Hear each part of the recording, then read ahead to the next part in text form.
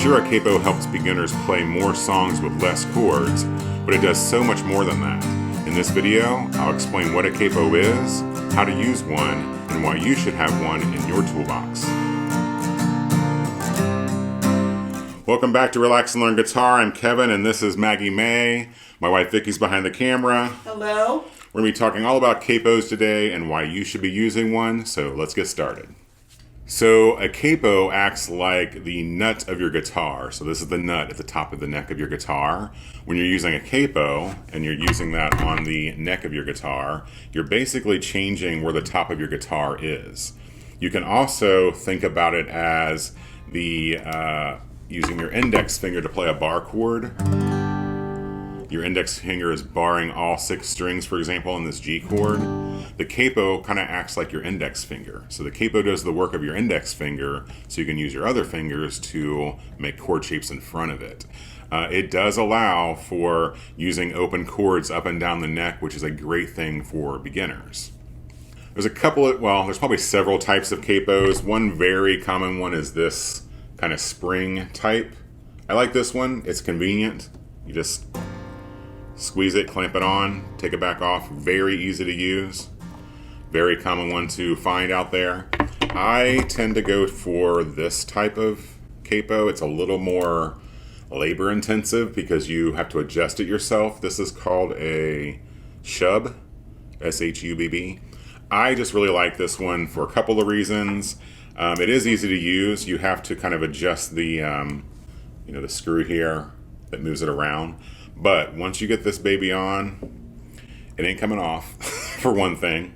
And I like it because the neck of your guitar is a different shape. It usually gets larger further up toward your body. So by adjusting this one yourself, you can get the perfect kind of grip that you need for it. So I really like this one, even though it's a little more work.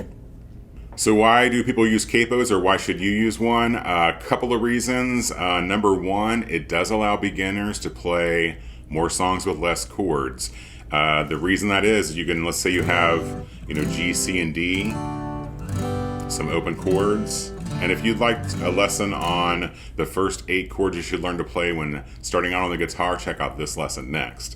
But those chord shapes, by using these open chord shapes and then putting a capo onto your guitar, same chord shapes, G, C, and D, but they're higher up because they're in a different key. It allows you to move those chord shapes up and down the neck, and with 8 chords and a capo, you have opened up a large world of possibilities, especially for a beginner guitar player. It also allows you as a beginner to kind of get around those bar chords. I do have a lesson on here, how to improve at your bar chord playing, and check that one out as well. I'm not saying you should avoid them, but for beginners, using a capo is a way around bar chords. And the second reason I've kind of mentioned already, it's an easy way to change the key that you're playing in without changing the chords and shapes that you're playing. So you can just move the capo up and down your neck and change the key that you're playing in for any song.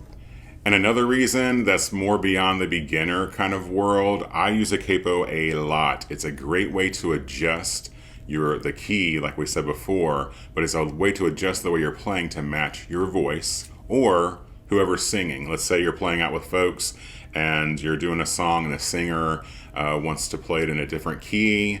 And instead of having to kind of transpose that and figure out which chords go where, you can just use a capo and play in the key that the singer's singing in. Now I use it because of my voice, and I get this question a lot, so I want to kind of answer it here. I'll get a question like, hey Kevin, why are you using the capo? Why are you moving the capo so far up your neck? Doesn't that make the chords sound higher and your voice is low? You don't want to sing higher. So my voice is low, obviously, but I like to sing, and I like to sing and play at the same time. I'll give you an example of how this works. So let's just do a little You Are My Sunshine. So for this song without a capo, it's here in this, it's an A and a D. You are my sunshine, my only sunshine. You make me happy when skies are gray. So that's an A chord and a D chord, no capo, right? And as you can see, difficult for me to get my voice up that high. So if I put the capo on the 5th fret, I'm still going to play those same 2 chords. You definitely need that. Yes, yeah, that is a fact. I'm still going to play an A and a D on the same song, but I can sing it lower because the guitar is now higher. So you have this. You are my sunshine, my only sunshine. You make me happy when skies are gray. See, a little bit different, and it's easier to change the key that your guitar is in than it is to change the way you sing, because your kind of voice is kind of what your voice is. My voice is always going to be low. So I just wanted to kind of cover that for folks. I've gotten that question from members and from subscribers and viewers here. And I'll see criticisms out there that the capo is a crutch. It's just for beginners. Don't use it. Learn to play the real way. I am in the other camp. I'm in the camp of if it sounds good, it is good. It's a tool that we can use to sound better and play more songs. So I'm all for using a capo. And like I said, it can be a beginner tool, but it's also much more than that. So let me give you an example of how this kind of all works together and how to use it. So I'm going to be using my favorite one here. But whenever you're using any capo, you want to put that capo pretty close. We're putting this on the 2nd fret, for example. You want to put it pretty close to the fret wire, but not right on top of it. It's kind of like when you're playing a bar chord. You want to have your index finger pretty close to the fret, but not right on top of it. Same idea for the capo. So you have a capo here on the 2nd fret, you want to get close to that wire, but not right on top of it, because you want the strings to ring out, obviously. Let's take the humble G chord, okay? Open G chord. There we are. Now, if we put our capo onto the 2nd fret, and we play a G chord, now this is all relative, you'll hear me say this a lot, relative to the capo. So now the capo, like I mentioned earlier, has now become the top of the guitar. It's now the nut of the guitar. So now this is fret 1, fret 2, fret 3, and so on. So we're playing that same G shape, but with the capo on the 2nd fret, it's actually an A chord. So let's test that out. You have an A chord, played traditionally. Put the capo back onto the 2nd fret. I'm like the capo king today. I've probably said capo like 100 times.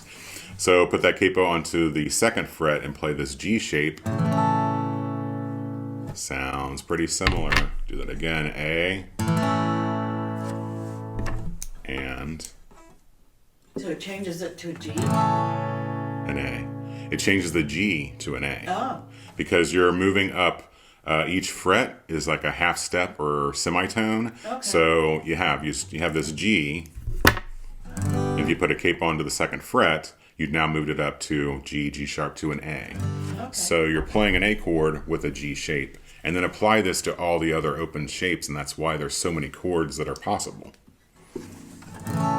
Make sense? Mm-hmm. All right. Yeah. The other thing you can do, and I was mentioning earlier, it helps kind of avoid those bar chords. Like if you think about an F, the big, hairy, scary F bar chord. Well, if you look at this bar chord, and again, we're going to substitute our index finger. We're going to substitute this capo for that index finger. So you put this capo on the 1st fret and you play an E shape, you have an F chord.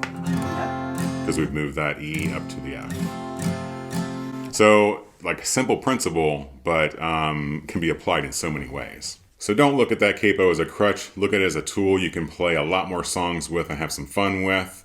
As always, Vicky, Maggie, and I very much appreciate your views and support here on YouTube. Definitely check out this video next. It's my top 3 acoustic rock guitar songs you should check out. And until next time, remember, you're never too old to learn.